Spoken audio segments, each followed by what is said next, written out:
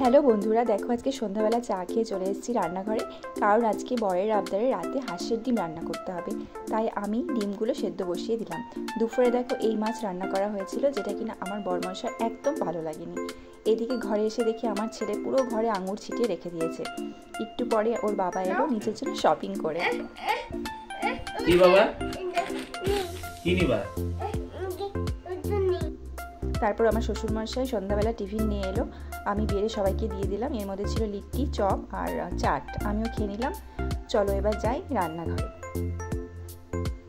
এদিকে আমি চাল ধুয়ে রেডি করে রেখেছি, ডিম ছোলা হয়ে গেছে, কিন্তু কয়েকটা নষ্ট বেরিয়েছিল, সেই জন্য আমি আবার ডিম সেদ্ধ বসালাম। আর এদিকে একটু আলু সেদ্ধ বসিয়েছি। মা এদিকে সব কেটে রেডি করছে, রান্নাটা মাই করবে, আমি সব রেডি করে দিচ্ছি। আমি কয়েকটা আলু তুলে রাখলাম, আমার বড় ছেলে আলু সেদ্ধ দিয়ে ভাত খাবে, আর ও ডিম পছন্দ করে না খুব একটা, সেই জন্য। এদিকে আমার মশলা করাও কমপ্লিট, এখন খালি রান্নাটাই বাকি।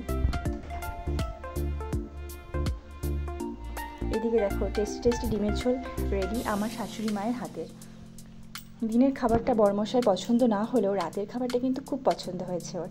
আজকে ভিডিওটা এখানেই শেষ করছি। গুড নাইট সবাইকে, পরে দেখা হচ্ছে নেক্সট ভিডিওতে।